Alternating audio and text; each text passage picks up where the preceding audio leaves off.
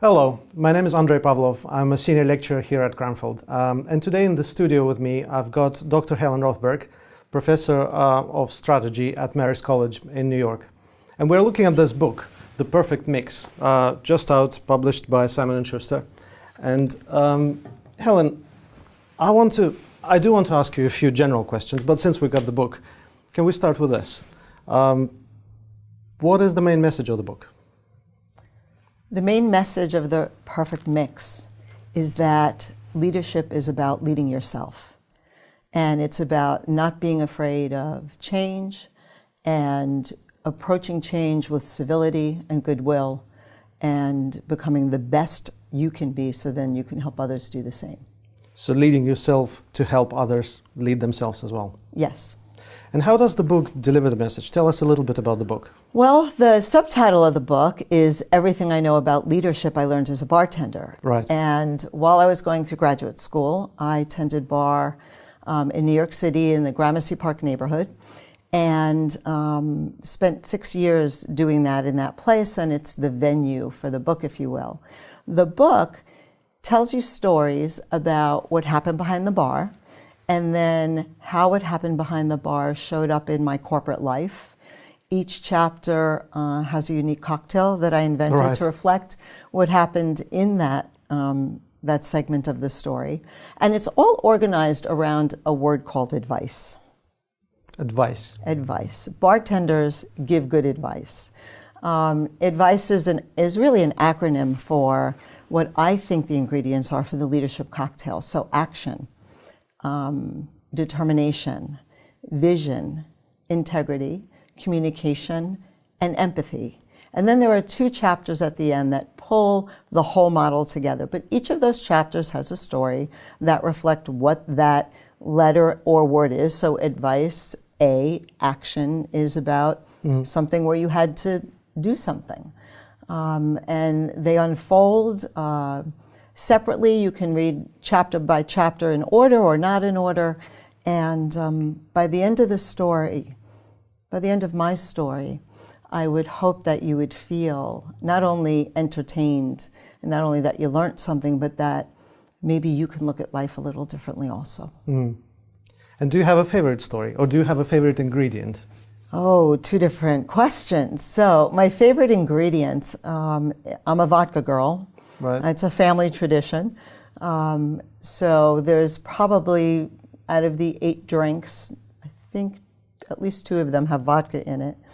But my favorite story is about something that happened before I was a bartender, when I was a waitress. Right. And it's the story in the empathy chapter about my young barback, my busboy named Eduardo, who, do you want to hear a little of it? Yeah, absolutely. So Eduardo came from Guatemala, didn't speak much English. I worked in this restaurant that had a full Chinese, American, Italian, and deli menu. Right. So interpret that 8 condiments on the table at any point in time. Being the youngest waitress, I got the worst tables with multi-generational families who could never order anything at the same time. And the senior waitresses, of course, got the doubles who drank cocktails, and it meant that at the end of the night, I was exhausted. And after one particular night, it was so tiring, I stepped out behind the restaurant to catch some air. And I heard the most impossibly beautiful music. And I turned the corner, and there was Eduardo, our busboy, right, in his filthy uniform and his dirty sneakers, playing classical guitar with his eyes closed. He was somewhere other than Liberty, New York. And I found out later that he had been a very accomplished musician in Guatemala. He left during the coup, left behind his family, and had spent the last 5 years doing any work he could to earn any money he could to try to bring his mother to the United States. And all of a sudden, knowing his story, everything changed. And the next day, with a shopkeeper across the street, we found him a record player and records, and we had a deal to meet him twice a week and listen to him play beautiful music for us while we sat on these dirty oil cans in the alley. And then the shopkeeper decided to, let's do this in the store. I mean, it was cold and it was, dirty back there. And we turned on the lights and Eduardo played, and all of a sudden, something really lovely started to happen. And people walked by and would listen to the music wafting through the transomes, and we unlocked the door and they came into the store. And they bought some small gifts, and we put a hat in front of Eduardo and they dropped coins for him, and I got better service after that. But what was really beautiful about that story is because we took the time to learn Eduardo's story in those moments when he got to play his guitar for people and feel their appreciation, he got back a piece of his humanity. And all of us were better off after that. Right. And so this is the empathy chapter in the book, right? This is the empathy chapter. And so what is the lesson of this chapter then? The lesson is you should really dare to care, because everyone has a story. And just because somebody looks a certain way or you have a first impression of who they are doesn't mean that's the depth of who they are. And it pays for everyone involved to make the effort to get to know them better. To make the effort. Yes. The other thing I wanted to ask you about the book is, well, you're obviously an accomplished professional. You're a professor, you're a consultant, you're a coach, you've traveled all over the world. The book is called Everything I Know About Leadership I Learned as a Bartender. Why bartender? What's the significance of the bar? Oh, the bar is a microcosm of life. Right. It really reflects almost everything and anything you might experience, not just in your professional life, but in your personal life. It's a bunch of personalities who come together, all with different needs. And some they'll be expressed, and some are very quiet. And some you have to try to pull out. And you're just one person managing all these personalities behind that piece of wood. And in my case, also a 54-seat restaurant, which not only had 54 patrons, but a head waiter and waitresses and busboys and chefs and an owner and all of those things. And you're constantly juggling people's needs, expressed and unexpressed. You're trying to pay attention so you could see what's being communicated, and sometimes that's words and sometimes that's actions. And sometimes you get it right and you realize the guy in the corner really just wants a bowl of peanuts, a newspaper, his drink never to be empty, and to be left alone. Yeah. While the other guy on the other corner would really like you to introduce him to the three guys sitting to his left so he could have a conversation and feel like he's in community. But maybe he's too shy to do it himself. Much too shy. Right. That's exactly right. You have to know which waiters need to be responded to right away because it's just not worth putting up with their attitudes, and which ones are okay waiting a couple of minutes because they can handle their patrons and make it work. You have to understand the kind of mood your boss is in and be able to give him information, good and bad, in the way that he can accept it. And you also have to recognize when someone who could be potentially dangerous is sitting there and when to get them to move on. So it's really a school of life. School of life. But you are not a full-time bartender. You're not a full-time consultant. You're a full-time professor. Yes. And one of the questions I had in my mind was, well, do you believe there is a place for this message, for the message of this book, in our business schools? Oh, absolutely. The drinks are a fun piece of the book, and actually many of the drinks could even be made as what we call mocktails without alcohol. But this book is about how to manage yourself. Not just manage, but really take yourself to where you want to be. It's about having a vision about where you want to go and what you're going to try to achieve, and the actions you need to take to get there, and how to do that with civility. Civility.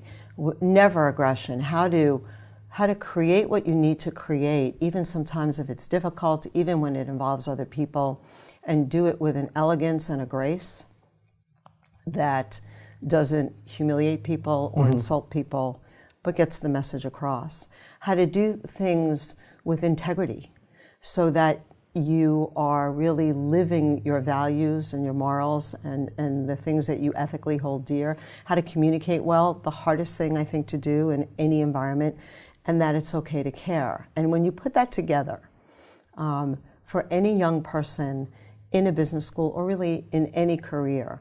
These are things you're going to need to do to be successful. And to be human as well. Absolutely, because it's both. You know, Warren Bennis, who was the godfather of leadership theory, was quoted by Harvard Business Review as saying, and not the direct quote, but a close quote, that the more he has studied leadership, the more he's convinced it's a pathway to becoming a real human being. And I tend to agree with that, because whenever you're taking yourself somewhere, whether you're leading others, just leading yourself, whether you're the boss or the subordinate or the peer, you're always working with others and you're always bringing yourself to wherever you go. Right. So if you bring your best self to anything that you're going to do, it's likely to come out better, not just for you, but for those around you. Right. And I think that's a message that's appropriate for really people in any part of their career track.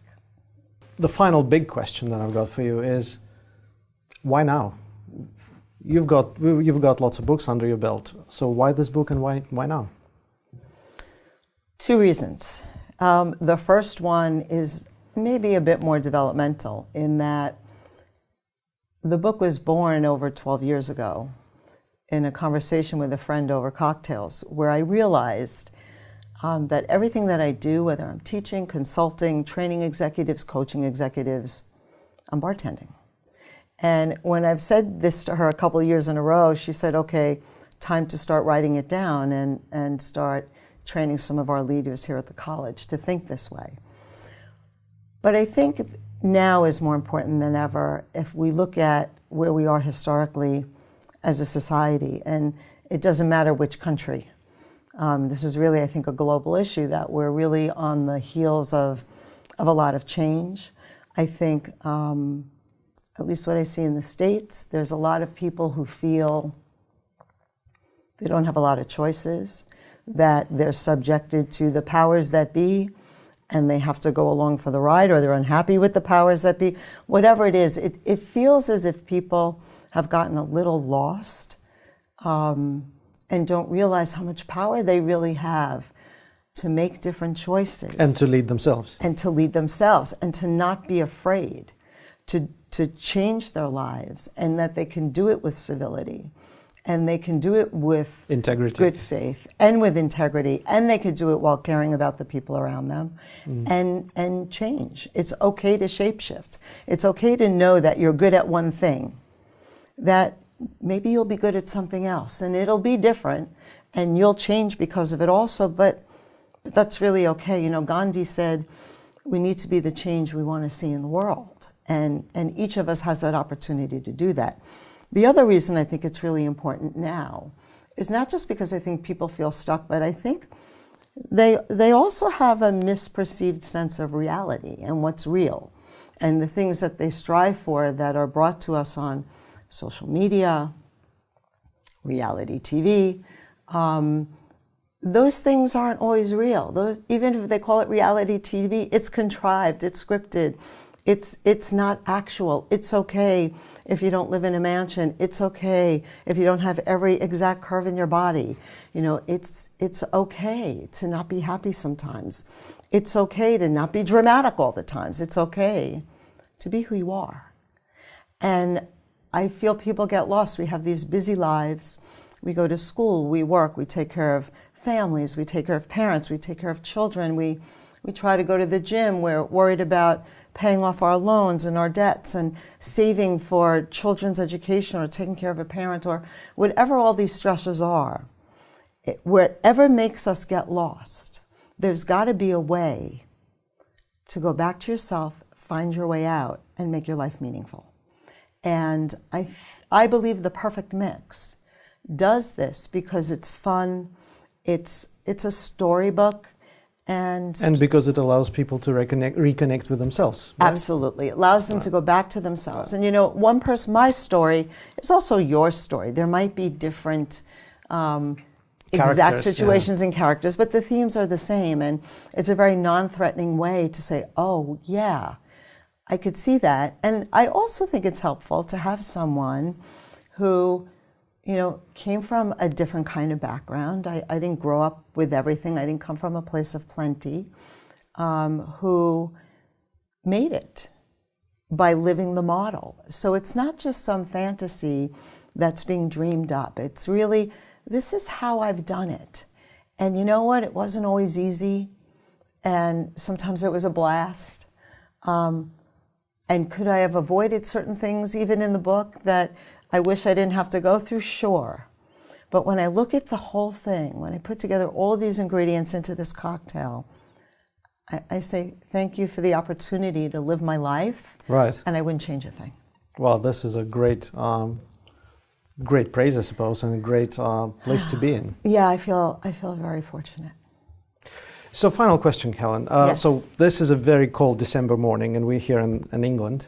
Can you recommend a cocktail for us? Oh, on a cold December morning in England in December, let's see. I'm thinking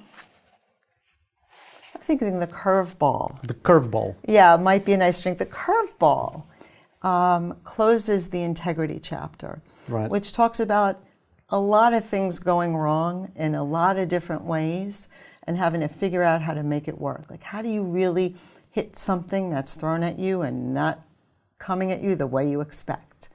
And I would think a cold morning in December would feel that way. So the curveball has gin, Right. dry vermouth, triple sec, bitters, lemon juice, and a shot of whiskey. Because, Very good. yeah, good guys, bad guys, everybody drinks whiskey at some point, so why not throw that in there? And then 2 olives with pimento to keep it interesting. Perfect. And even though it's served chilled, I have a feeling it'll warm the belly. Dr. Helen Rothberg, thank you very much. Thank you so much, Dr. Pavlov.